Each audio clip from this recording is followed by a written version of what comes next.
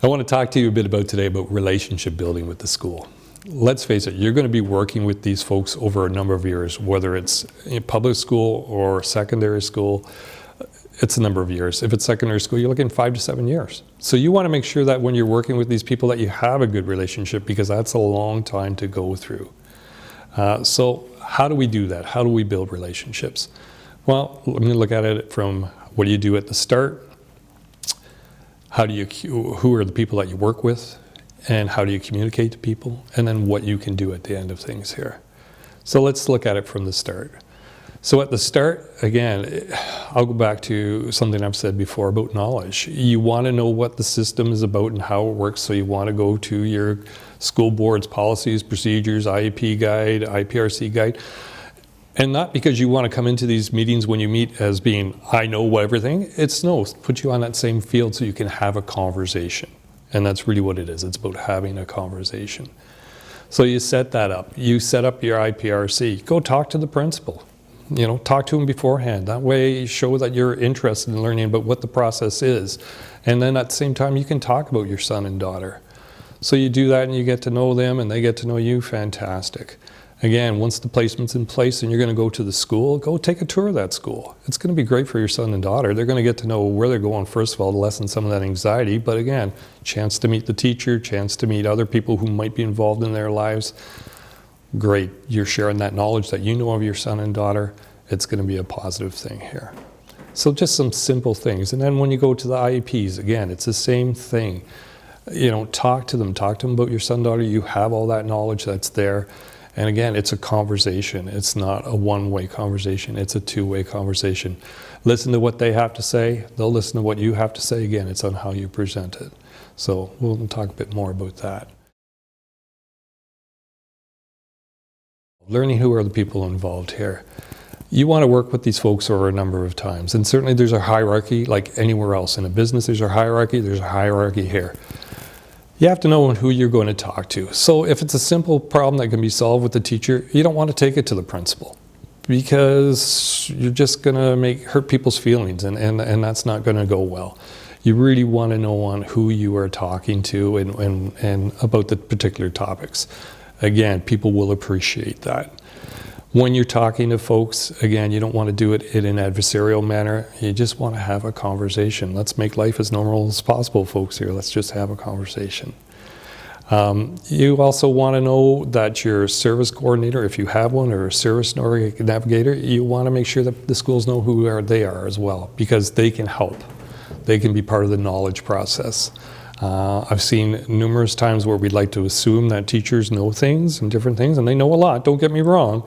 But sometimes some of the basic operations of the system they may not know. And this is where a service navigator or coordinator or someone from an advisory group can come in and help with that. Again, it's more for the sharing of information as opposed to this is how you do it here. So you want to know who all those folks are here.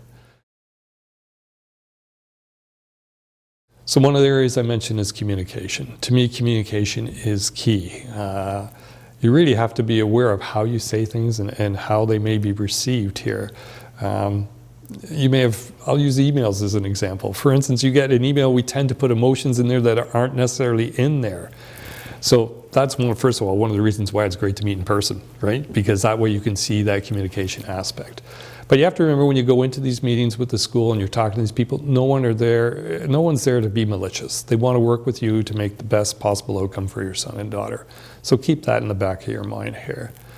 When you're talking with them, try to make the statements, I statements, not you statements. The minute you start saying, you didn't do this or you didn't do that, or, people's backs will get up. And again, we want to have a conversation. That's certainly the best part of it here is a conversation back and forth. Be aware of your body language. Too often where I've seen people cross the arms and, it looks like they're mad at the world here. And sometimes, people, they pick up on those things and say, okay, what did we do wrong? So right away that could start things off at a different level of conversation. So be aware of that. Seating, even in the room, if you can sit together, fantastic, right? It's better to sit together and have a conversation casual. If you can have a cup of tea or a cup of coffee with it, more power to you if you can do that. But be aware of that. You know, the minute you start sitting across tables and from each other again, that sort of senses that you versus me type of thing, and we don't necessarily want that. So communication is a very big aspect of that. And again, keep in mind, you're working together for your son and daughter. No one's really trying to mess anybody up here on purpose here. That's not the point. When we come time to things of what you can do when you get there, certainly, as I said before, you know your son and daughter better than anybody. You know what works, what doesn't work, what they don't like, what their talents are. You know, what happens at home, what really works well at home. You want to share that with the teachers, because that's going to help them, one, get some idea who your son and daughter are, but two, that might help them develop the plan that they're going to approach with the son and daughter in school.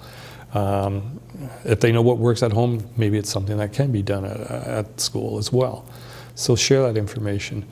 Bring in your transition plan binder and your IEP binder, and I don't know if I've said it before or not, those are important things to have. Keep all that information in one place, because often what happens, stuff is stored electronically and we can never find it again. IEPs are stored in an electronic document. There's a possibility the teacher may not see it for some reason or another. So bring in what you have, because you want to help the teachers with what's worked. You don't want to duplicate things. You want to make sure that that information becomes knowledgeable to everybody. Bring in your service coordinators as well, if you have one, or a service navigator, or someone from an agency. Don't surprise people with them. Tell them you're bringing them to the meeting, but it's more from a knowledge point of view, and certainly that can maybe be beneficial to you as far as just helping you when you talk to people, just knowing someone's sitting beside you. But don't surprise people with them, and let them know who's coming to these meetings here. When the school is implementing things here, make sure that you are trying to follow through on home. If you just leave it at that, it's the school's responsibility to do, again, that automatically creates a he and me and she, and sets up barriers left, right, and center. You want to work together. Whatever the school's doing, try to implement it at home. Again, that will all lead to a better positive outcome for your son and daughter here. So you can do all these different things. Make sure you go to the meetings. Make sure you talk to them. If you can't make the meetings, be part of a phone call. Show them that you're interested in your son and daughter's success.